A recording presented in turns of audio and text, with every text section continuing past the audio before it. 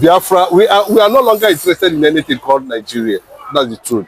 What we are seeking is the solidarity of the international community, the world powers. We saw what Putin is trying to do this time around. He has invited the Biafra government in exile, and they are holding a meeting over Biafra joining bridge, and they, of course, security, and military support for Biafra against Nigeria. It made it very clear. But what do you think would have endeared Biafra into the heart of Putin? A lot of things, Mazi Nnamdi Kanu has worked out a lot of things for Biafra, has placed Biafra agitation on the global level, has restored, that consciousness globally. People are beginning to study what actually happened, and of course the publication made by IGBO also went viral. It has gotten to so many archives around the world, and people are asking, is that actually what transpired? This is a clear injustice on the people, on these people. And before that, our Igbos have been making waves all over the world. Igbos were outstanding during the COVID-19, and that is when Putin noticed them. Putin, for the first time, noticed the Igbo ingenuity during COVID-19. Okay, you mean the resilience in Igbos? Yes. Is the one that yes, into the heart of yes. You understand? They not only that, Igbos are global players. That's another factor. Wherever you go, you see them. Anything that's involved, you see sports, you see music, whatever it is, you see the Igbos, involved. International politics, there are conferences, they are there. Okay, no wonder, because the other time, Russian foreign affairs minister was very clear when he was admonishing UN and countries of the world that they should respect self-determination. At the time, people adjudged that this is purely support for Biafra. No, that is not clearly. That's the fact. But look at what the J.D. Vance, the vice president to Trump, was saying a few days ago about Biafran Christians in Nigeria. He mentioned it clearly. Go and listen to that video. Listen clearly. It is not a joke. Biafrans are not joking. Biafrans are serious about Biafra. Igbos are serious about Biafra. But emphatically, what did Vance Trump said about Vance was making reference to the decision that is about to coming from his understanding of what Trump policy on foreign policy are going to look like, especially in Africa, and the killings of Christians, in Nigeria. That Trump will not stand by and watch Christians being killed. But when we talk about Christians in Nigeria, we have Igbos, Biafrans who are Christians, we have people in the middle belt, even in the north, because across a different strata of the society, it's not limited to Biafrans. The Biafra is the main population of Christendom in Nigeria. I think that is a statement of fact. Yes, you cannot, when you talk about Christianity in Nigeria, you're talking about Biafrans. Do you understand what I'm saying? So the Biafrans represent that Christendom So anything that happens to Christianity is indirectly happening to Christians or Biafrans. Anything that happened in Jerusalem is being seen to be happening to Christians. Do you understand this? Yes, I understand. But everything seems to be falling in pleasant places for Biafra. No, because at the instance of a resumption of office of Donald Trump, we have seen clearly how the foreign affairs minister of I'm talking about the Air Force commander of Africa and Europe from America, made it very clear that they will be targeting terrorists in Africa.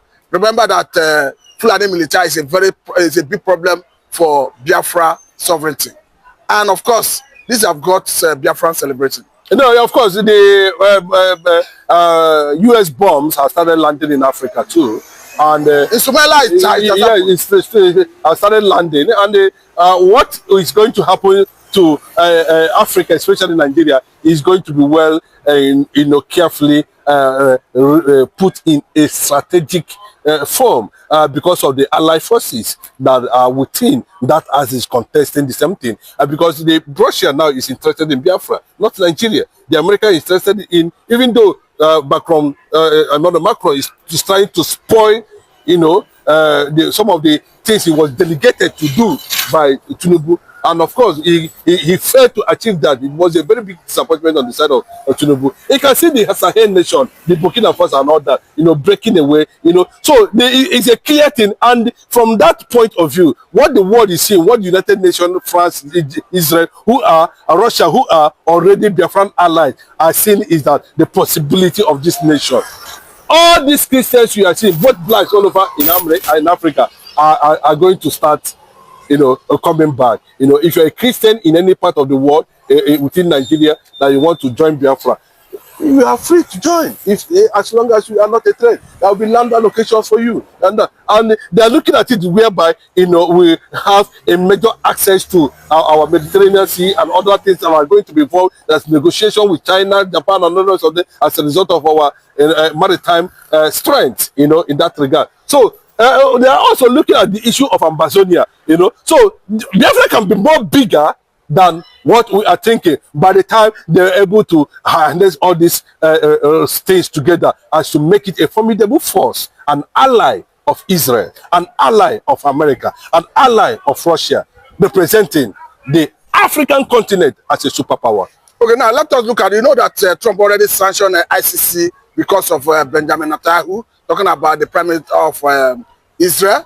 And people are saying that this is a blessing in disguise for Biafra, considering the closeness and ally that Israel is to Biafra. Yes, I'm not trying to hype Benjamin Netanyahu, but I must praise him. He's an outstanding IDF, a strong man, a Mossad, a hardcore, somebody who believes in whatever, You see, the Israelis, or the Israeli government, or the Israeli people, or the Jewish people, should be proud to have someone like Benjamin Netanyahu as their prime minister at this trying time. God always call it trying time. Yes, for Israel. Considering is it because of the invasion of Hamas? October 7, where over 3,000 Israelis were murdered in one day. More than how many communities were invaded simultaneously in one day. And looking at it that they're just Egypt, Africa, and you can see Israel is occupying a strategic position at the Suez Canal. And the Suez Canal is only the maritime door that Biafra is going to use to achieve their maritime strength at the end of the day. So we need Israel. And Israel knows that, we are Jews like them. Would that be the reason the other time they attempted to kill the man Nnamdi Kanu through Operation Python? That's the next thing he made appearance is Israel. Yes, now because he aligned with the world Judaist leaders. He's a Judaist, and that's where he met Vladimir Putin. As a Judaist. You mean Nnamdi Kanu have met with Putin? Yes, now you know what they call Judaism. Putin is a Judaist. All the GOP members are. What is it called? Donald Trump. The former German president. Most of them are at that time, some world leaders as at that time. That we are members. They are still members up to this point in time. Joseph Smith. Some of them, a lot of them there. They were all members of the Judaist, fraternity. And it's not a crime. Because they represent Judaism as one of the oldest religions in the world. So that's why they confide. For you to be a member of that place is not an easy thing. So they know Nnamdi Kanu and they understand Nnamdi Kanu. And secondly, the Israeli Likud party recognizes Biafra. You see the game now under Benjamin Netanyahu. So, and the fact that, Biafra should be given asylum.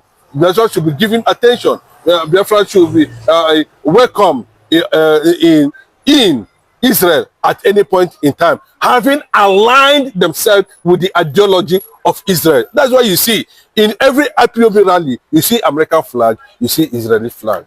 Before I let you go, because there's a trending video where some Israelis were seen talking about the tie between the Jew and Biafra. They said the same way Israeli government helped Biafra during the war, that they have not abandoned Biafra, and they will continue to do whatever they can to advance the cause of Biafra? It will, when they finish marketing most of their policies, American policies, to the world, including the liberation of Biafra. I don't be surprised that one day Donald Trump will wake up one day and just announce Biafra as a sovereign nation with all the territorial powers restored.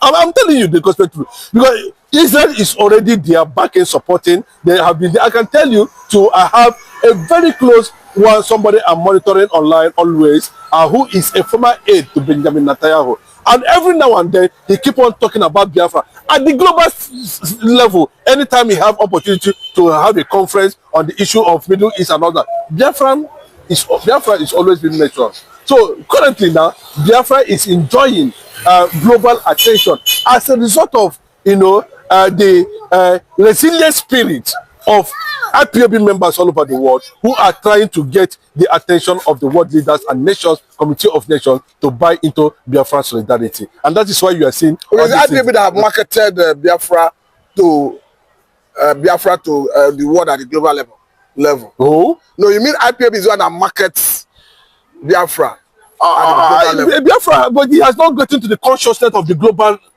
world. Because you could clearly hear Israeli in that video, two of them proclaiming that. And not just ordinary, these are members of the Likud party, not just ordinary outsiders. Just like what is happening in Finland, where the members of that political party talk about Biafra.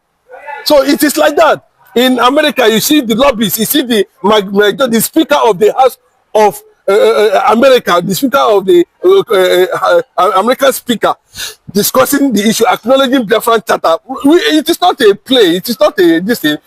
These are the things we need, and these are things that has continued to advocate. What they are doing now, everybody see them mention what they want to do, how to restore, how to rescue Christianity in Nigeria, how to do this thing. All these things you are seeing is targeting the day and way and manner Biafran cause is going to take place as a sovereign nation. But anybody that is telling you Nigeria will not divide, when the American government remembers Nigeria, nobody will tell them not to do the needful. Conclusively, do you think Susan Vile, of course, who the current chief of staff to Donald Trump, who was a lobbyist to Nnamdi Kanu, is playing any significant role in all these feats being recorded by Biafra? The way you are saying, there's no how that woman will not play a significant role, Susie Wales.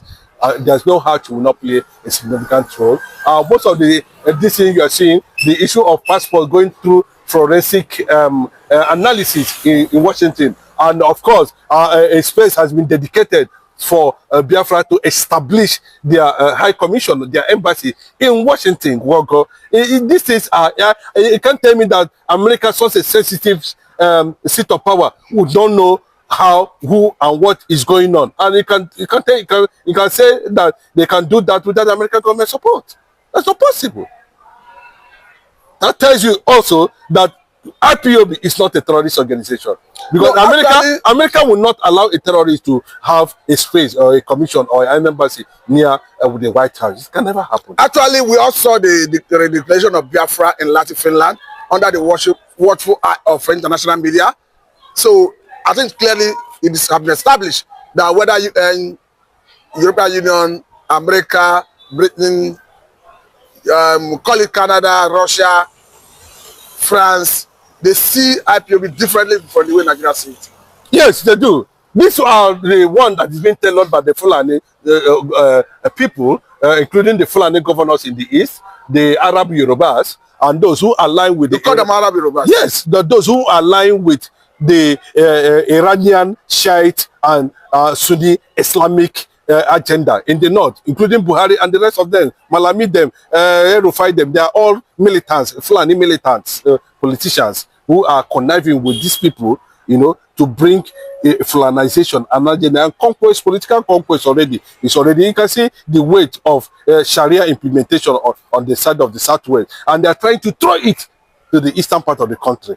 And that's where the red line is, and that's where the rejection is. So what is holding Nnamdi Kanu is some of these things we are saying that. How come Nnamdi Kanu was kidnapped in a country belonging to a former president, a hometown of America, talking about Barack Obama? Are you not reading me into it? And when about Kenya, yes, when we are saying it that time, when we are pointing it that time, a lot of people will not believe. that the arrest of Mazi Nnamdi Kanu in Kenya has whatever abduction, it is, yes, has the hand of Obama in it, have the hand of Biden in it, so you have the hand of Tinubu in it, have the hand of Buhari in it. You may not have evidence to substantiate, including Shetima. I should show you picture evidence. Not I'm telling you facts. I don't need anybody to tell me that you can. If you want to do such thing, you do not invite Interpol, who have the headquarters in France. There was no due process. It just compromised the whole care security because you are Obama. But I think the Appeal Court in Nigeria have done well by recognizing that it was an extraordinary. But what the essence of it? Are you looking at that illegality? Why have they not been released? Why has it not been released? Since they found themselves in illegality. Because it was based on. So what is to make sure they bring you in so that they're able to plant Arab governors in the southeast, like you call him one Peter Mba and the rest of them who are there inviting, bringing Fulanis and paying homage to the Sultan of Sokoto. I will let you go, but let me make this point, because we have seen UN working group on arbitrary detention asking for the release of Nnamdi Kanu, and the decision was based on the decision of Court of Appeal in Nigeria that decided that Nnamdi Kanu was extraordinary rendition from Kenya to Nigeria, as such it should be released. Don't you think the Court of Appeal did well? It's not a matter of a Court of Appeal. They can equally tell the Court of Appeal what to do at the end of the day. That is not what matters now, because it has become very clearly, that the Nigerian judiciary is being enveloped by forces of interest, not forces of the law, who want the law to play out at the end of the day. So judiciary now is just nothing to write home about. What we are looking at, that we will know that the present day, UN is pro-Islam. If I may ask, why is which strategy has Fubara used that almost everybody is on his side? No, because the Jaws, the Igbos, the Niger Delta, everybody. Let me tell you, to be honest with you, Fubara has played a fair game. He has pleased both the president, pleased Wike, and people have seen clearly that he is somebody that wanted peace in Rivers State. People have seen clearly that this man is master intelligent, super intelligent, a strategist too, having served under Wike for 8 years as the accountant general of the state. So he understands some certain things. So Fubara is a magnet when it comes to playing into the public consciousness. He know where to move and when not to move. You understand? So that is what it is. So people have come to accept him because one, he does not show any form of disrespect. When the war started, they ran to the people that gave him the mandate, and he explained himself. He complained, and they said, "Is this what happened?" The whole ex-governors of that state tried to intervene. They went to Abuja. He maintained his own side of the agreement by withdrawing some cases from the court, but we can never withdraw anything. So at this point, he has gotten that understanding. And if you can see, he's not afraid to call himself an Igbo man. He's not afraid. He made it very clearly that the community where he came from, which is Opopo, was founded by an Igbo man. Let me ask this last question, Mr. Chinedu Michael. Because it stands, whether I would like it or not, it was Wike that brought him into the political limelight. And people are asking question, could it be that a Wike was not designing enough to know that this man would disobey him? Fubara never disobeyed him. Fubara never disobeyed him. What happened is that they were claiming that the Riverine side have not been able to produce governor, and most of the people that produce governor are Igbo side. What a wonderful question, the anchor of this great platform. First and foremost, I want to say, someone has come out to say, or has outlined countless times, that he said that the Nigerian government cannot win Biafra with a barrel of gun for the second time. Now when he said that, see, Nigerian government cannot win Biafra with a barrel of gun, it means that nobody needs to die for them to exit Nigeria. Now, Ojukwu fought Biafra in a different dimension. Now, Mazi Nnamdi Kanu did it via his own dimension. So Ekpa is taking it globally. And now, you've seen world body recognize Biafra. We've seen the UN and then some other global body have come out to endorse the Biafra struggle. So kudos to him. It is a plus. Some persons have come out to say that Samonepa should be discredited, the likes of Ohanes Edigbo and that of the southeastern governors. But my question is that you said Samonepa should not be taken serious. Then who should be taken serious? The government who is not willing to protect our people? Is it the people who have refused to speak up when the Igbo man has been marginalized in the country? Is it the same governors who have become a tools in the hands of their Fulani master? So for you to even have a character like Samonepa and Nnamdi Kanu to have come out to say enough is enough, that we are tired of this contraption called one Nigerians. It shows that these people have this mindset that see they can no longer be. Ndị be anyị ekenekwanụ m unu dịka unu si wepụta oge unu ịgekwa ya bụ ife nnukwu ozi dị oke mkpa eji maka ya wee bịa n'iru akwụkwọ na Igbo Media bụ ebe anyị si wee na-wetara unu ya bụ nnukwu ozi dị oke mkpa gbasịta maka ihe na-eme n'obodo anyị nọ n'ime ya, ana gbasịta maka nnwere onwe ndị Igbo na-azọ, ana gbasịta maka Maazị Nnamdi Kanu Ladies. Dịka ị nụrụ ihe nwanne anyị nwoke kwuru n'iru akwụkwọ, ka efi were ikwu n'udo nke gị asị gị kwuo ka efi were ikwu maka na otu aka o ji dịbe njọ ọ ya adịkwanụ mma. Ọkwụ na aghọta ụmụnne m, achọrọ m ka unu tinyere anyị alụ nke unu ife unu chere n'iru akwụkwọ, ikwucha ya bụ ife kapa arụsie ya kwurute ụmụnne anyị ndị ọzọ ntị daalụ rinne na ụmụnne m kpọma na-ege ntị. Anyị na-ekene ndị nnekunu si na-esoyere anyị esiri ngwa nke mesịa n'ụmụ Igbo.